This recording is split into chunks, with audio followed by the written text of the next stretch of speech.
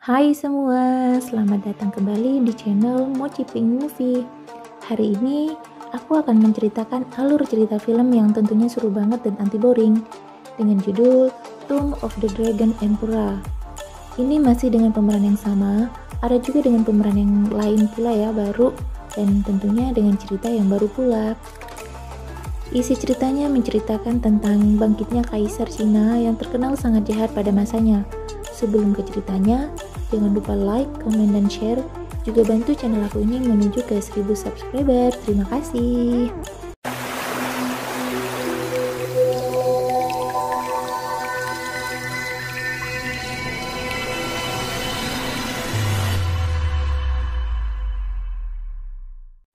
Kisah dimulai di dataran Cina kuno.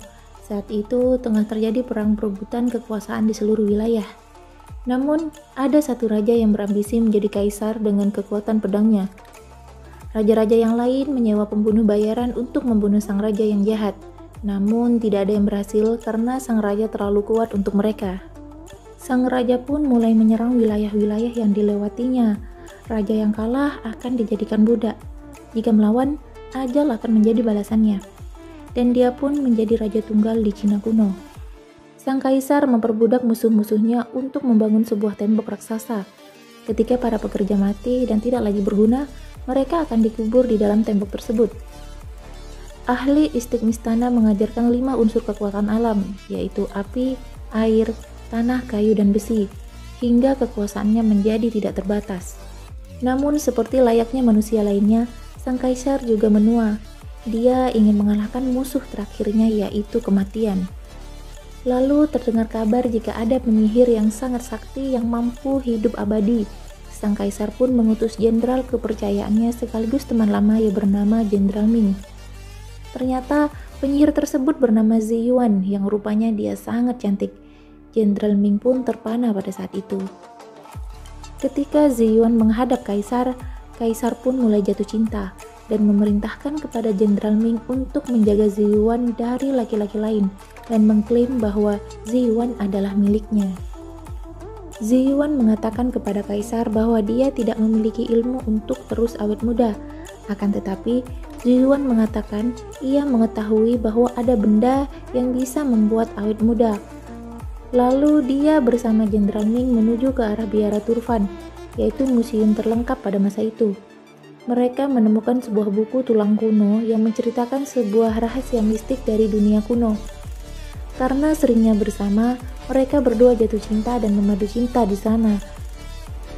Tapi tanpa mereka sadari, ada mata-mata dari kaisar yang tengah mengawasi mereka berdua. Setelah menemukan yang kaisar inginkan, Jenderal Ming dan Zi Yuan kembali ke istana. Raja mengatakan akan memberikan apapun yang Zi Yuan inginkan. Dan Zi Yuan pun mengatakan ingin menghabiskan sisa hidupnya bersama Jenderal Ming. Kaisar menyetujui dan menyuruh Zi Yuan untuk membaca mantra yang ada di dalam buku tulang kuno. Segera Zi Yuan pun membacanya. Bahasanya adalah bahasa Sanskerta yang tidak kaisar ketahui artinya. Setelah selesai, kaisar memintanya untuk ke Serambi. Di sana terlihat Jenderal Ming tengah diikat dengan banyak rantai yang ditarik oleh beberapa kuda hingga meninggal. Lalu kaisar menusuk Zi Yuan dengan belati yang sudah dia sembunyikan di balik jubahnya. Zi Yuan pun menjadi marah dan mengutuk kaisar serta pasukannya menjadi patung. Masa terus berlalu dan nampak Rick O'Connell tengah memancing di pinggir sungai di Inggris. Sepertinya dia kesulitan untuk memancing. Dan dia pun pulang ke rumahnya yang megah dan disambut oleh asisten rumah tangganya. Evelyn sepertinya sedang keluar. Dan nampak Rick kesepian dan merindukan masa-masanya dulu saat berperang. Kini Evelyn sudah menjadi penulis yang terkenal, akan tetapi dia kesulitan untuk mencari inspirasi buku selanjutnya. Di tempat lain, terlihat di sebuah situs penggalian di Cina, seorang pria tengah mengamati sebuah buku, dan dia adalah Alec yang telah dewasa, yang tengah sibuk mencari pintu masuk ke lokasi penggalian makam. Tak lama pintu ditemukan dan mereka pun masuk ke dalam makam. Hampir saja mereka tewas karena jebakan yang ada di dalam. Mereka pun terus masuk dan akhirnya salah satu anggota menginjak lantai yang menjadi pembuka atap makam agar cahaya matahari dapat menerangi makam. Lalu terlihatlah patung-patung batu yang berjajar dengan rapi di dalam makam. Dan di dalam banyak sekali jebakan maut yang siap membunuh siapapun yang memasuki makam. Setelah melewati semua jebakan dan berhasil selamat, Alec menemukan sang kaisar yang telah menjadi batu. Lalu tiba-tiba dia diserang oleh ninja wanita yang cantik namun lincah. Alec kembali selamat setelah Wilson temannya datang untuk menolong. Di tempat lain, Evelyn dan Rick mendapat tawaran kerja untuk mengantarkan barang ke Cina yang bernama Mata Shangri-La, dan mereka setuju meski awalnya sempat menolak karena alasan sudah pensiun. Di Cina, Alec bertemu dengan Jonathan yang sudah sukses menjadi pemilik klub malam, dan rupanya selama ini Alec berbohong tentang sekolahnya. Dia dikeluarkan dari sekolah dan mengikuti jejak orang tuanya mencari makam-makam kuno. Rick dan Evelyn tiba di Cina dan bertemu dengan Alex, akan tetapi hubungan mereka nampak tidak baik. Di suatu tempat rahasia, nampak sekelompok pasukan sedang berlatih. Seorang komandan melaporkan bahwa Rick sudah ada di Cina dan membawa Mata Shangri-La, dan mereka bersiap untuk memulai pertempuran. Di tempat lain, Rick dan keluarganya menuju ke sebuah tempat untuk melihat penemuan milik Alec. Rick mencoba mendekati Alec dan membuat keluarga kecilnya rukun kembali. Namun tiba-tiba Wilson teman Alec berkhianat setelah mendapatkan Shangri-La yang dibawa oleh Rick. Mereka dikepung oleh pasukan tentara Cina yang rupanya ingin membangkitkan kaisar kembali. Mata Shangri-La adalah wadah yang berisi air penyembuh untuk membangkitkan kaisar. Saat air penyembuh hendak diberikan kepada mumi kaisar, Alec dan teman wanitanya yang bernama Lin menyerang. Namun akhirnya air penyembuh tersebut tersiram kepada patung kaisar dan dia pun bangkit. Terjadilah kejar-kejaran di dalam kota yang tengah ramai merayakan tahun baru Cina, tetapi mereka semua gagal. Kaisar berhasil lolos dan menuju ke Shangri-La untuk membangkitkan pasukannya. Sementara itu, Rick dan temannya terlihat kacau. Lalu mereka berkenalan dengan Lin. Lin mengatakan bahwa dia bertugas menjaga makam kaisar selama bertahun-tahun, dan hanya pisau yang dia bawalah yang bisa membunuh sang kaisar. Dan dia juga menjelaskan kaisar pasti menuju ke pintu menuju Shangri-La yang terletak di celah Himalaya, dan mereka pun menuju ke sana untuk mencegat sang kaisar. Rick meminta teman lamanya yang bernama Matt untuk mengantar mereka ke sana, dan mereka berhasil mendarat di kaki Himalaya setelah pendaratan yang ekstrim. Di tempat lain, kaisar bertanya kenapa dia dibangkitkan kembali. Rupanya tentara yang membantunya ingin diangkat menjadi jenderal. Rick dan rombongannya berjalan menuju kaki celah Himalaya.